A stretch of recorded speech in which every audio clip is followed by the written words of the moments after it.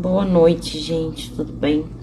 Vou falar com vocês de um pouquinho de tema polêmico, mas a nível de conscientização, né? Tem surgido muitas dúvidas, principalmente acerca de posts diversos que andam circulando nas redes sociais, principalmente no TikTok, acerca do que é ser um tarólogo, do que é ser um cartomante e qual o processo que devemos entrar para poder oracular bem, para lá.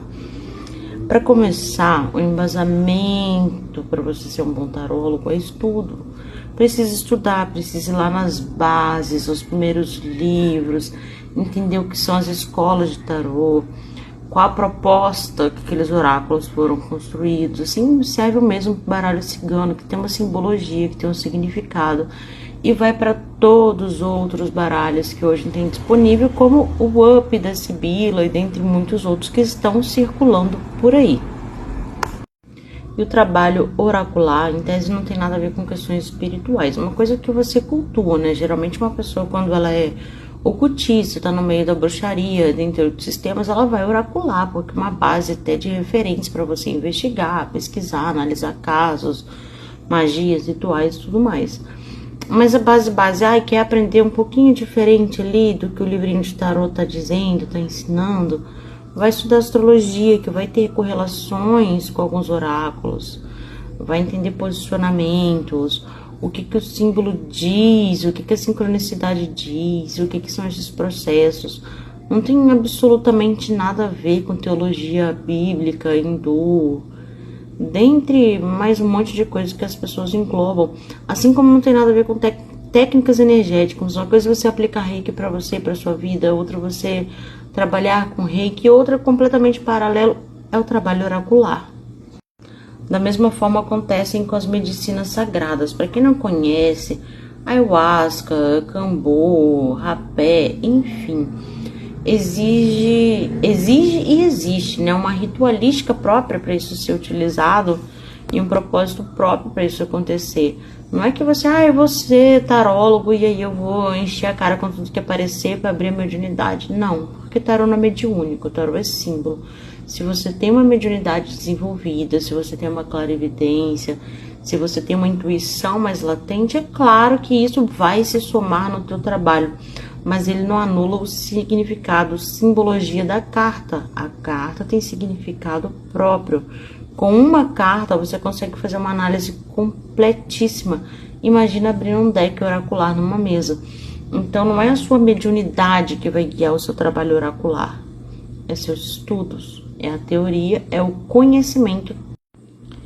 Aí, espiritismo, conceito espírita, conceito de jejuar, de se abster, de canalizar, de meditar, isso aí vai do seu processo individual, do que você tem individualmente, com o que você acredita, com o que você cultua, é um processo seu. Isso não pode ser transferido para o seu consulente. Isso é contra transferência, inclusive, eu acho que eu já falei disso outras vezes. Então, assim, você precisa estar bem para você fazer uma leitura, para você não transferir os seus conteúdos pessoais para o consulente. Agora, o que você faz na sua vida pessoal diz respeito a você, unicamente a você. Você não pode impor isso como uma via de regra. Não é todo cartomante, por exemplo, que vai frequentar o candomblé, ou toda cartomante que é bruxa, ou toda cartomante que tem afinidade ou não com o ocultismo. Isso não existe regra. O tarô não é religioso. E por fim, tão importante quanto o começo, não é um espírito, uma entidade, uma divindade, um protetor, um servidor, ou o que quer que seja, que vai falar por você na carta e que vai direcionar a sua leitura. O que direciona a leitura é a interpretação que o oraculista faz, o conhecimento e o domínio que ele tem sobre aqueles símbolos que estão ali dispostos na frente dele. O que o espírito fala é legal também para a sua vida. Para uma consulta, não. Tem gente que joga com o espírito, que gosta de fazer invocação. Legal. Mas não se perca da simbologia do arcano que você está lendo.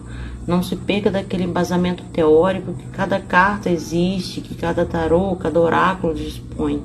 São coisas distintas. E misturar isso tudo gera muita confusão e às vezes afeta um jogo que poderia ser bom, uma leitura que poderia agregar muitas coisas boas, muitas boas interpretações e análises, acaba se perdendo nas crenças, ideologias, limitações até, falta talvez de embasamento ou de lastro mental para entender o significado do que está bem ali na sua frente. Então vamos ter cuidado quando estiver aprendendo e principalmente com aquilo que se escuta e é barulho lá de fora. Você não sabe se é real porque você não pesquisou. Então pesquise, estude bastante, fundamente, anote, pergunte. Não tenha medo de perguntar. Hoje temos muitos recursos disponíveis até para a gente perguntar online. Como a inteligência artificial vai lá e pergunta, isso aqui é verdade, isso aqui não é verdade.